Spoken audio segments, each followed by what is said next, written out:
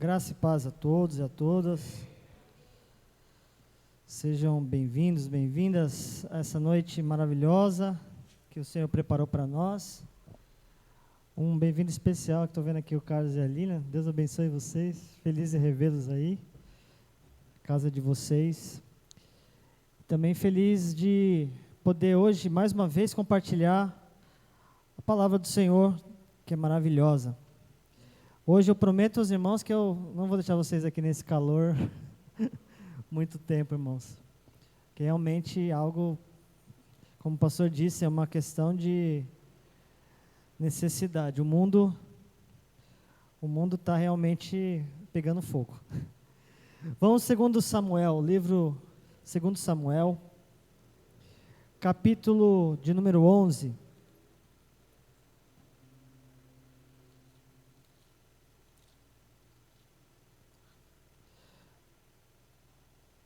Estamos nessa noite também dedicando a intercessão, aí como já foi orado, né?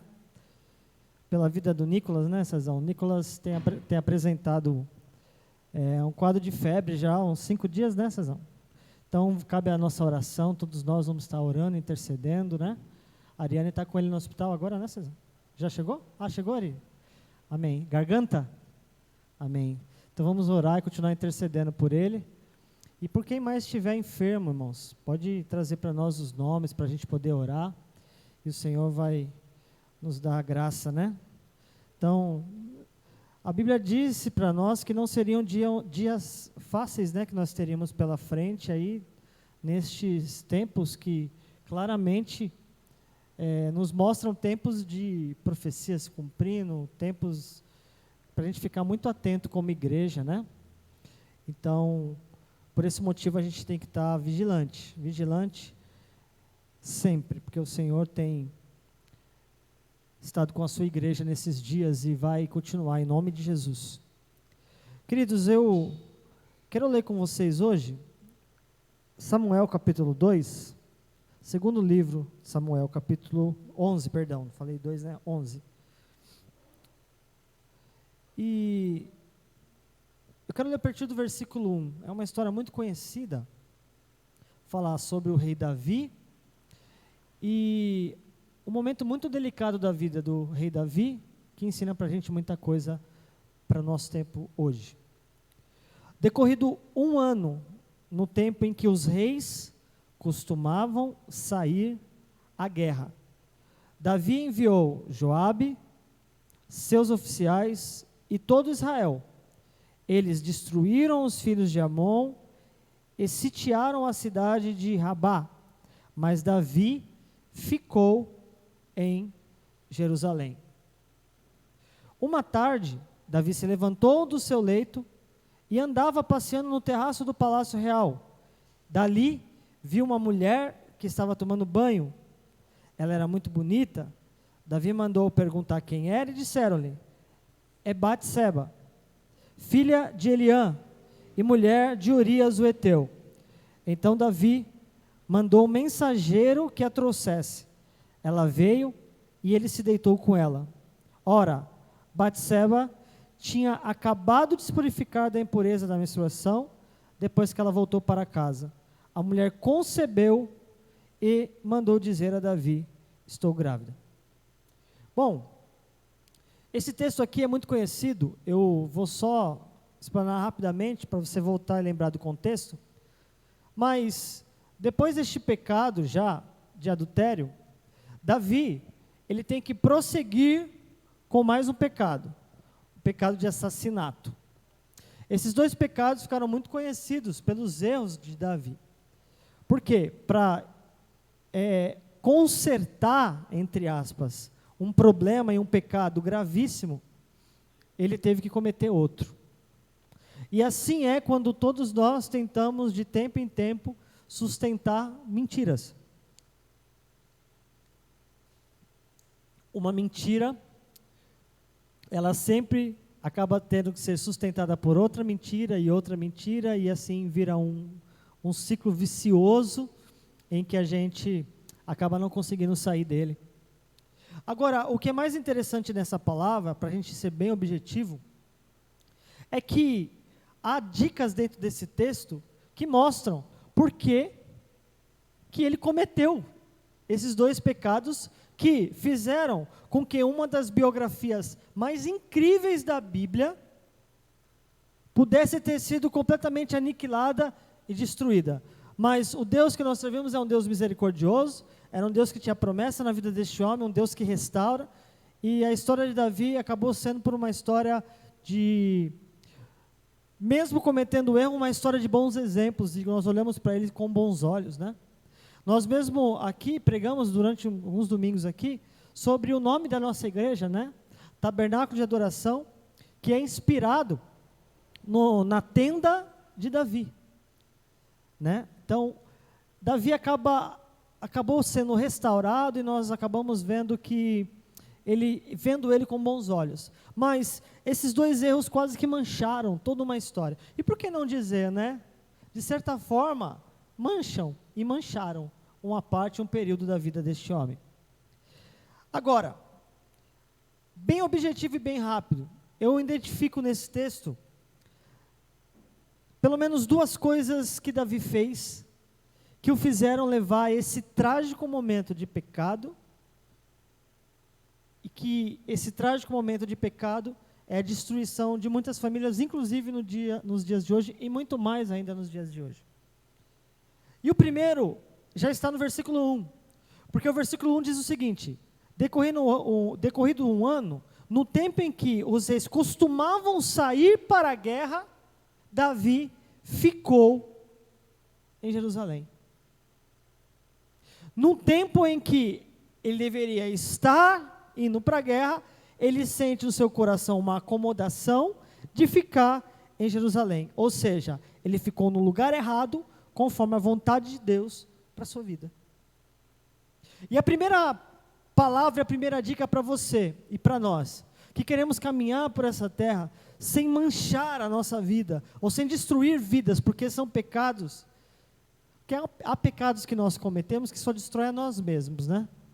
Há muitos pecados, e uma lista de pecados que nós podemos listar, que só destroem e só fazem mal para nós mesmos. Mas há alguns pecados, há alguns erros, há alguns costumes, há alguns vícios, há algumas coisas que não só produzem mal para nós mesmos, mas vai produzir mal para outras pessoas também. Então pega essa primeira dica. Ele decidiu estar no lugar errado, de acordo com a vontade de Deus. Deus tem um lugar para a sua vida. Deus tem um lugar para a sua história. Agora, entenda algo, quando eu disser aqui lugar, eu não gostaria que você pensasse somente no lugar físico. Muito menos quando eu estou dizendo um lugar, eu estou falando de um CEP, de uma igreja. Quando eu estou falando de um lugar, eu não estou falando de uma cidade. Quando eu falo de um lugar, eu estou falando de um movimento de Deus para a sua vida. Quando eu digo que Deus tem um lugar para você, eu estou dizendo que Deus tem algo a fazer através de você. Eu estou dizendo que Deus quer te conduzir a partir deste lugar que Ele te levou. Este lugar que você está, muitas vezes é um lugar de compromisso com Deus. Este lugar que você nunca deveria ter saído, que você nunca deve sair, e que isso não deve passar pela sua cabeça, é sair do lugar de compromisso com Deus. E este lugar de compromisso com Deus é a vontade de Deus que você esteja nele. Agora, não é mentira, é fato que muitas vezes você será tentado e algo sempre, o adversário, ou mesmo você mesmo, ou condições da sua vida, tentarão te arrancar do lugar aonde Deus te colocou para estar. Entenda, porque Deus está liberando algo profético sobre nós. Sempre haverá uma tentação, sempre haverá alguém, sempre haverá algumas circunstâncias tentando te tirar do lugar aonde Deus quer que você esteja. Agora eu quero te dar aqui 10 segundos para você pensar o que neste momento tem tentado arrancar você do lugar aonde você está. Não vale pensar no calor, porque o calor seria fácil, todo mundo sairia do lugar que estava nesse momento. Mas eu quero que você pense agora por alguns segundos em coisas que estão tentando tirar você do lugar onde Deus te colocou. Pense por alguns segundos. Não encontrou? Deixa eu te dar uma dica. Comece a pensar nas distrações. Não encontrou? Deixa eu pensar outra dica. Comece a pensar em mensagens que você está recebendo o tempo inteiro. Não encontrou? Comece a tentar pensar no seu vínculo de acesso às redes sociais. Comece a pensar agora, eu quero que você reflita por um segundo. Existe um lugar de Deus para a sua vida, sim ou não? Você identifica que Deus tem um lugar para a sua vida, sim ou não? Agora, o que está tentando tirar você deste lugar? O que está conseguindo tirar você deste lugar? Davi ficou em Jerusalém, num tempo que os reis costumavam ir para a guerra. Motivado talvez pelas conquistas que ele teve como um rei, pelas conquistas que ele teve no seu exército. Meu irmão, eu tenho certeza do que eu vou te dizer.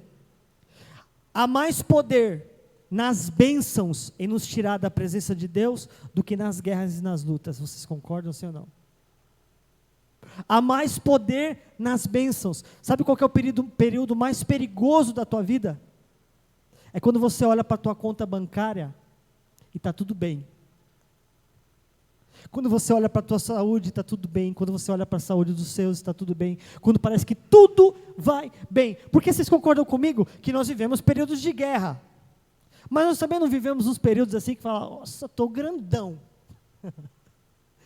Tá bonito, tá? Parece, como pode? Parece que está tudo conspirando. Parece que está tudo dando certo. Eu essa semana vivi o oposto. Essa semana eu tive 24 horas da minha vida em que tudo, praticamente tudo, estava dando errado. Só que nesses momentos, nós entramos numa presença de Deus. Nós entramos numa alegria com o Senhor, nós entramos num cuidado de Deus, nós entramos num derramado do Espírito Santo sobre nós, nós nos ajoelhamos, nós nos dobramos perante Ele, sim ou não? É nesses momentos, queridos. Agora, quando está tudo bem, parece que a gente usa aquela tática, não mexe no time que está ganhando, né? Vai que eu começo a orar muito, eu começo a conversar muito com Deus aqui, Ele começa a entender que eu tenho que passar. Não, irmão. O tempo que você mais precisa orar e dizer, Senhor, misericórdia, está dando tudo certo, Senhor. Senhor, está dando tudo certo, está estranho, Pai. Está esquisito, Jesus. É essa hora que você tem que colocar diante do Senhor de joelho. É essa hora que você tem que se humilhar perante o Senhor. Guarda esse segredo no teu coração. A acomodação se apoderou do rei. E o que o conduziu para um lugar errado, na hora errada. Então, não permita o mesmo na sua vida. Vitória precisam te levar ainda mais na direção de uma vida ao Senhor. Aleluia, glória a Deus. Vamos repetir, para a gente dar uma despertada. As vitórias precisam me levar ainda mais perto do Senhor. Aleluia, glória a Deus, glória a Deus. Duas coisas podem contribuir para a nossa morte espiritual. Primeira, as conquistas. Segunda, as perdas. Mas nada poderá na vida de alguém que se humilha diante do Senhor. Nada poderá contra a vida de alguém que se dobra na alegria, na tristeza, no dia bom, no dia ruim. Se dobre perante o Senhor e coloque sua vida na direção dEle. Não saia do lugar onde Ele mandou você estar, não saia do lugar onde Ele te colocou. Nada pode tirar. Essas lutas não vão te tirar do seu tempo de oração nas madrugadas. Essa luta não vai te tirar dos seus devocionais. Essas lutas não vão te tirar da sua leitura bíblica. Essas lutas não vão te tirar da sua aproximação de Deus. Não vão te tirar. Elas tentaram, não conseguiram hoje, estão quebradas em nome de Jesus. Há um tempo de Deus maravilhoso sobre você, porque você vai continuar no lugar aonde Deus te mandou estar. Em nome de Jesus, eu libero essa palavra deste altar. Caiu por terra as tentativas de te tirar da presença de Deus hoje. Em nome de Jesus. Não há poder na minha palavra, há poder na palavra de Deus. Eu estou proclamando ela nesta noite. Nada vai te tirar do lugar aonde o Senhor tem te colocado e te conduzido. Segundo ponto, o versículo 2 nos diz que uma tarde ele se levantou do seu leito. Por quê? Porque ele estava lá deitadão, ele estava ali no conforto, ele estava acomodado, ele estava, como chama quando você está, quando você está, alguém pode te atacar e você não tem defesa, me ajudem. Ele estava,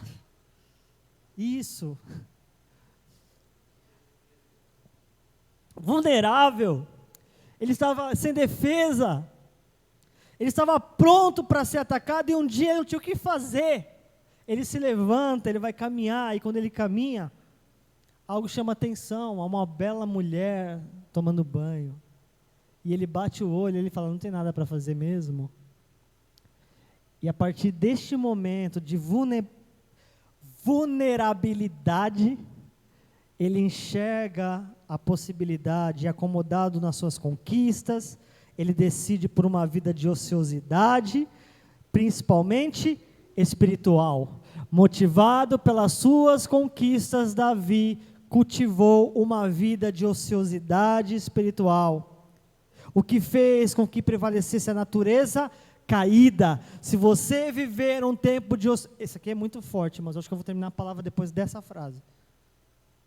Se você cultivar uma vida, vou fazer você repetir isso. Se você cultivar uma vida de ociosidade espiritual, quantos sabem o que é ociosidade aqui? Ociosidade é você ficar sem fazer nada. Ociosidade é o tempo que você não faz nada, é o tempo que você está acomodado, é o seu tempo de descanso, é o tempo... Agora, deixa eu dizer uma coisa aqui. Se você viver um tempo de ociosidade, de paralisia espiritual, se você viver este tempo de paralisia espiritual, o que vai prevalecer na sua vida é a sua natureza caída.